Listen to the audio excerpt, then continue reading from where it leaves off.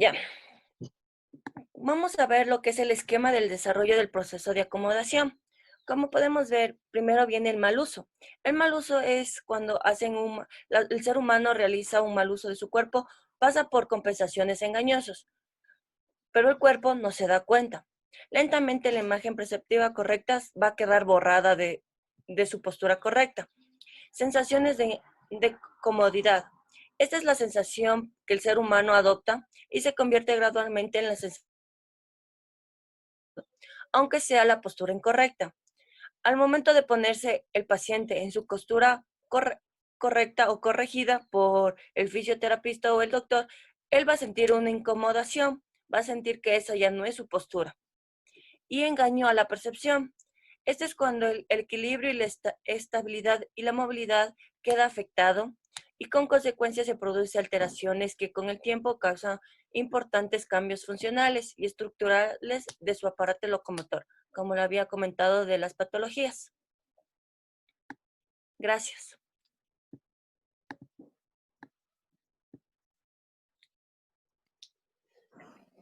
Vamos a hablar de las lesiones del sistema miofacial. Todos los cambios mencionados se producen a raíz de los diferentes tipos de traumatismos. Eso quiere decir que el cuerpo se lesiona con mucha frecuencia. Estas lesiones se producen a raíz de traumatismos extrínsecos e intrínsecos. En la mayor parte de los casos se trata de un microtraumatismo. Al acumularse lentamente y gradualmente, cambian el comportamiento mecánico de la fascia, disminuyendo su elasticidad y su capacidad.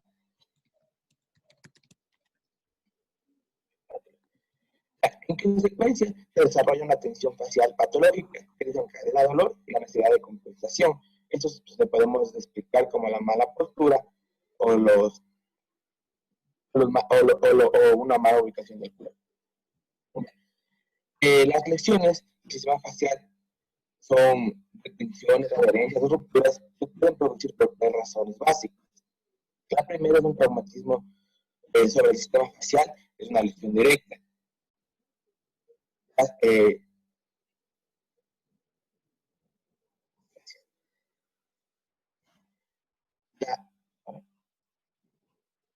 Como podemos ver en el gráfico, podemos ver, al aplicar la fuerza de elongación en el sistema facial, se puede observar su deformación, se divide en cuatro fases, modificando fase de plástica, fase elástica, fase plástica y la fase de ruptura. Ya. Ahora vamos a la siguiente. Sobrecarga sobre el sistema facial, es crónica o intermitente. Son posturas viscosas desarrolladas en el proceso compensador o lesiones relacionadas con el estrés repetitivo, causadas por irritación, la compensación y la restricción del flujo sanguíneo. Estas lesiones no se producen por un incidente traumático, sino a consecuencia de un microtraumatismo acumulado. Muchas veces no son registrados como tales por la persona, se la puede ver inconscientemente. Uno de los ejemplos de este tipo de lesiones es el síndrome del túnel del carpo, que está relacionado con los movimientos repetitivos y el sostenimiento de la muñeca en la posición de extensión.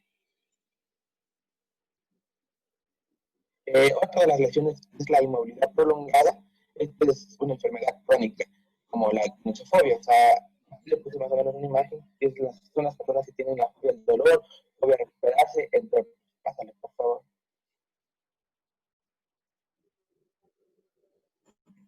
Ya. Numerosas veces nos encontramos ante una lesión que no se puede analizar dentro del marco de la fisiología mecánica y del movimiento articular. Igualmente, la aplicación de los procedimientos terapéuticos dirigidos principalmente a la eliminación del dolor, eso quiere decir que realizamos diferentes formas de terapia, que no sé, el TEI, liberación de puntos de gatillo, el TEI, entre otros. Estos solo se van a tener unos resultados parciales, temporales, pero no van a ser unos resultados totales. Siguiente.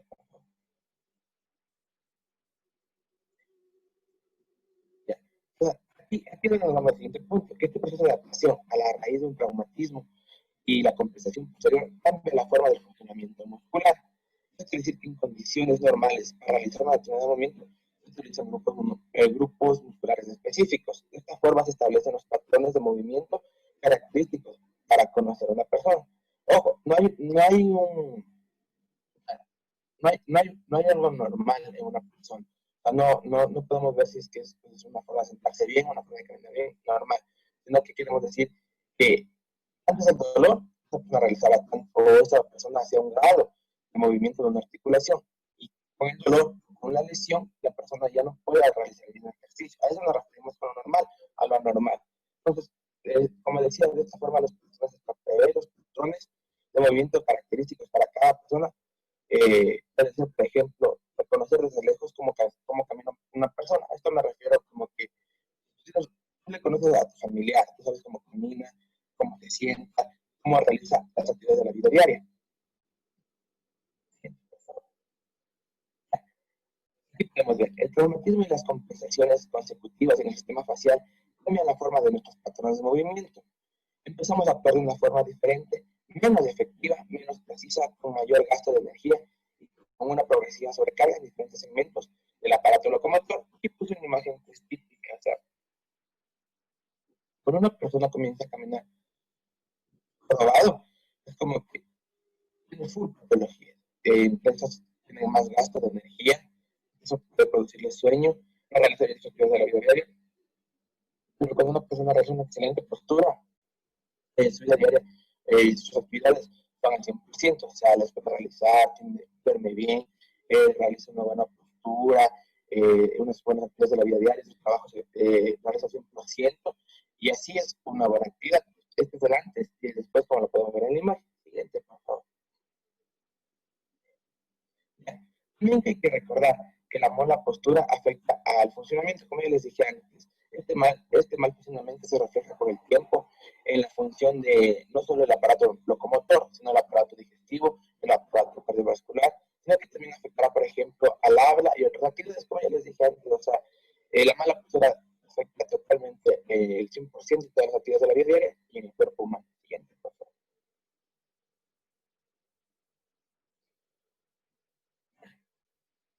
Podemos ver, como consecuencia de estas lesiones, el restringido deslizamiento entre las láminas faciales facilita el proceso de aceleración de la formación de los intercruzamientos entre las moléculas de colágeno. Aquí les pude ver una imagen que se ve claramente lo que pasa con la consecuencia de las lesiones. Entonces, aquí podemos ver que encontramos una fascia libre, una fascia con restricciones en reposo, una respuesta de la fascia libre y con restricciones, y una respuesta de la fascia con restricciones. Esto quiere decir, para esperarla, podemos observar la presencia de entrecruzamientos patológicos. Entonces, en esta imagen se ve claramente lo que pasa. Ya. Esto a mí me parece súper importante. La respuesta del tejido a la lesión no es la respuesta lineal con respecto a las fuerzas externas. Este es un gráfico de lo que pasa con el tejido en estrés y en tensión. Ya. Al encontrar los cambios en un determinado punto del cuerpo, se puede suponer que la lesión original se ha producido en otro lugar y que la acción terapéutica en el lugar de la disfunción tendrá una respuesta inmediata y correctora en todas las áreas secundarias, incluyendo el punto en el cual manifestaron los síntomas. Eso es lo que pasa. O sea, nosotros podemos ver dónde inicia, o sea, nos tenemos que dar cuenta dónde está fallando, pero también vemos dónde inicia el dolor. Esta es una línea, se puede decir, entre X y Y, siendo que estrés y tensión son las dos variables. Es una curva de formación del tejido conectivo al aplicarle una carga. Bueno, los puntos de hipersensibilidad son unas buenas guías en el diagnóstico de la disfunción miofacial. Sin embargo, su eliminación es solamente una parte del proceso curativo. La presencia de los puntos de hipersensibilidad está considerada como una de las etapas del síndrome de disfunción miofacial.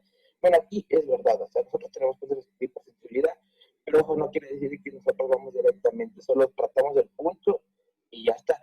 Sino que tenemos que saber por qué se ese punto de hipersensibilidad, porque nuestro paciente nos va a decir, si me duele aquí, aquí podemos con el punto de hipersensibilidad, pero tenemos que irnos más allá de ese dolor. Entonces, eso sí es una buena señal de alerta.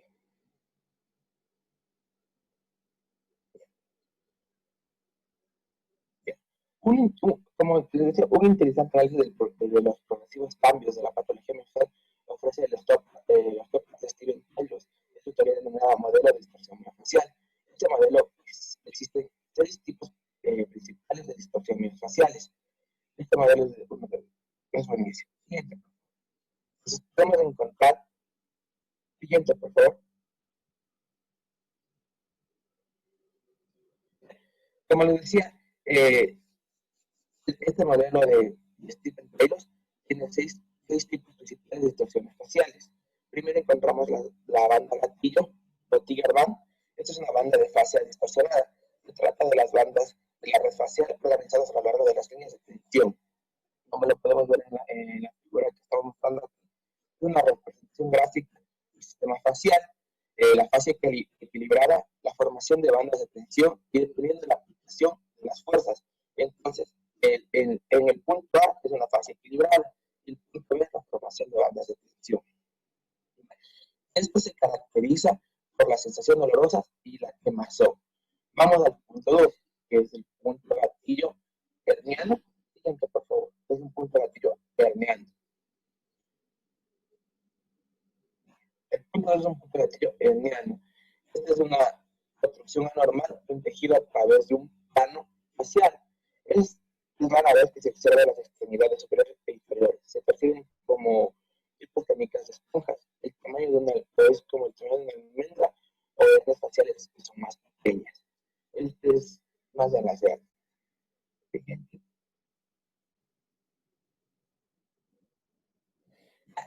El test es una distorsión en continuo, o sea, es una alteración en la zona de tracción entre el ligamento, el tendón u otra fascia y el hueso.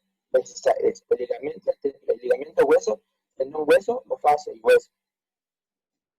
Este se caracteriza por ser un dolor puntual.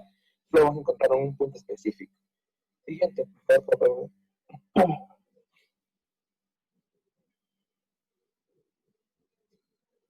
El punto 4 es la distorsión de plegamento. Son alteraciones tridimensionales del plano facial. Las distorsiones del pegamento duelen a un nivel profundo de la articulación. Estas lesiones son similares a lo que sucede con un mapa en las carreteras, o como podemos ver aquí en la imagen, se despliega y vuelve a plegar incorrectamente, o sea, no vuelve a su forma correcta, sino lo hace de forma incorrectamente. Siguiente, por favor.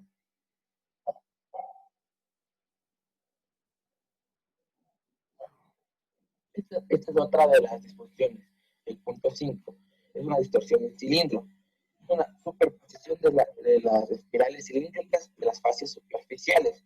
Las distorsiones en cilindro provocan un dolor profundo en la zona no articular que no se puede reproducir ni aumentar con la palpación. O sea, quiere decir que esto no está en la articulación. Y nosotros palpamos y no lo vamos a decir. O sea, tenemos que hacer de ley con un auscultatorio o un ausculto.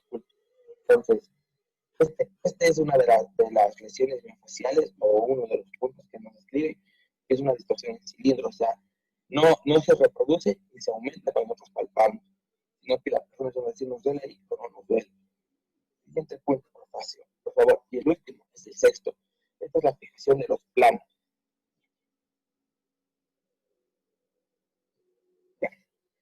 Esta es una alteración de capacidad de la capacidad de deslizamiento de las superficies de la fascia. Las fijaciones de los planos son superficies faciales que han perdido la capacidad de deslizarse. O sea, quiere decir que ya no se desliza, ya no se extiende, ya no se alarga, solo se queda quieto, o sea, es fijo. Entonces, estos fueron los seis puntos de la teoría denominada modelo de distorsión facial, que lo dijo Taylor en 1998.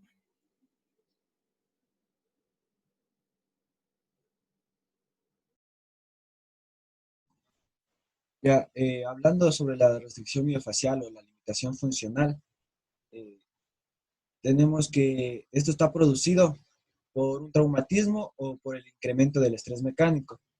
En cualquiera de las dos situaciones, estimula la secreción del colágeno y produce la disminución de la sustancia fundamental, quedando el tejido conectivo más sólido y menos fluido.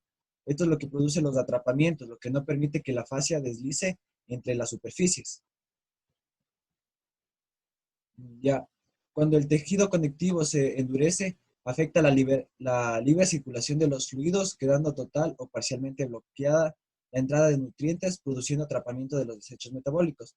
Esto es también lo que produce el dolor, ya que no pueden salir los desechos y se quedan atrapados en la fascia y esto produce lo que conocemos como el dolor. La elasticidad y la plasticidad y la viscoelasticidad del tejido conectivo son reducidas. Al no poder moverla correctamente, esto tiene una alteración en la que ya no puede continuar con su movimiento, ya no puede deslizar, ya no puede realizar su función correcta. Esto ocasiona que la capacidad de deslizamiento de la estructura, que la capacidad de deslizamiento de la estructura adyacente quedan reducidas o bloqueadas. Esto es lo que se explica también en el modelo de tensegridad, que dice que si se afecta una parte, queda bloqueada una parte, esto va a afectar al resto de estructuras también que están aledañas. Esto obliga al cuerpo a crear movimientos o posiciones sustitutas, también llamadas compensaciones. Como ya se explicó anteriormente, para poder evitar este dolor y poder realizar las actividades, se utilizan compensaciones. Y esto nos puede involucrar a otros segmentos, incluso a todo el cuerpo, llevando al paciente a un círculo vicioso de la disfunción del dolor. Como ya lo explicaron, el círculo vicioso del dolor, esto es lo que puede producirse. Osman en 1993 dijo que el endurecimiento de la sustancia fundamental y su deshidratación con el consecuente atrapamiento de las toxinas y los desechos del metabolismo forman la barrera que distorsiona o bloquea el impulso mecánico inicial y contamina las restricciones de su transmisión.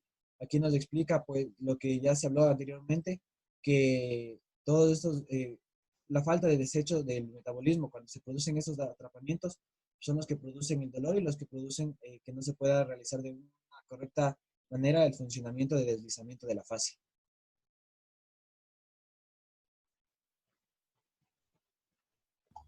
Ya bueno, yo les voy a hablar sobre el proceso de formación de entrecruzamientos patológicos entre las fibras del colágeno. Ante todo hay que recordar que el movimiento es una acción preventiva ante la formación de adherencias y restricciones. Siguiente, por favor. Bueno, en el proceso de la formación de entrecruzamientos se produce una inmovilización del tejido conectivo. Las principales causas son el traumatismo de origen físico y emocional, la hipomovilidad, secuela de kinesiofobia. Esto va a producir cambios en la calidad del tejido. Esta deficiencia de movimiento apropiado altera la elasticidad del tejido conectivo, que en consecuencia tiende a adaptarse a la distancia más corta entre sus puntos de inserción de un determinado segmento corporal. Este comportamiento trae consigo una progresiva pérdida de la función y la instancia del dolor.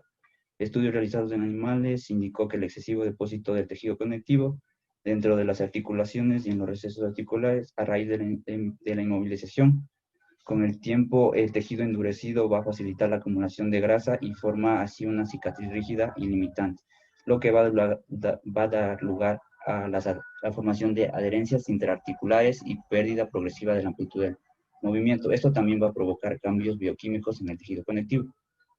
Y en el proceso de los cambios, lo primero que se inicia es la alteración de la cantidad y la calidad de la sustancia fundamental y se manifiesta por la pérdida progresiva de agua, especialmente en los planos interfaciales, con la también disminución de la glucosa aminoglucanos de entre el 30 y 40%, que esto va a traer consigo un endurecimiento de la sustancia fundamental y una disminución de la distancia crítica entre las fibras de colágeno, lo que va a producir la pérdida de la lubricación interfibrilar. Este fenómeno, esto va a traer como consecuencia 3 fenómenos. Siguiente, por favor. Lo primero, se altera el deslizamiento libre entre las fibras de colágeno, entre los puntos de entrecruzamientos fisiológicos, lo que va a crear fricciones patológicas. Estas fricciones en las interfaces entre las fibras producen un exceso de entrecruzamientos, lo que va a dar como consecuencia una disminución de la capacidad de movimiento. Por segundo lugar, tenemos que los entrecruzamientos patológicos se forman entre las fibras ya existentes y las nuevas fibras recientemente sintetizadas. La incorporación de estos nuevos entrecruzamientos a la ya existente estructura del colágeno va a limitar la elasticidad del colágeno, impidiendo el movimiento natural entre las fibras antiguas. En tercer lugar, tenemos la limitación del movimiento, que va a impedir una correcta orientación de las nuevas y recién sintetizadas fibras, aumentando la cantidad de entrecruzamientos patológicos, y hay que recordar que la orientación apropiada de las fibras de colágeno va a depender de la presión, la tensión y un movimiento adecuado. Toda esta acción altera la plasticidad y la liabilidad de la estructura del tejido conectivo, con la consecuencia formación de cordones de endurecimiento del tejido. Siguiente. Al producirse este proceso en la miofasia se forman los puntos de mayor sensibilidad que pueden desencadenar un cuadro doloroso. A esto se les denomina puntos gatillos y que pueden ser activos y latentes.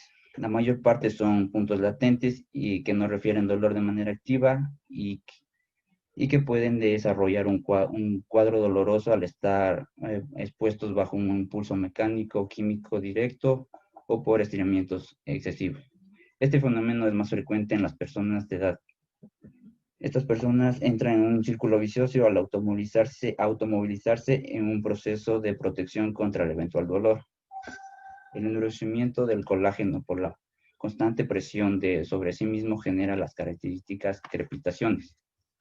En algunos puntos la presión dentro del tejido puede llegar a un punto crítico. En este punto, como la circulación va a disminuir, puede llegar hasta el nivel de isquemia. Aquí se activa el proceso de defensa, se van a activar los mecanorreceptores.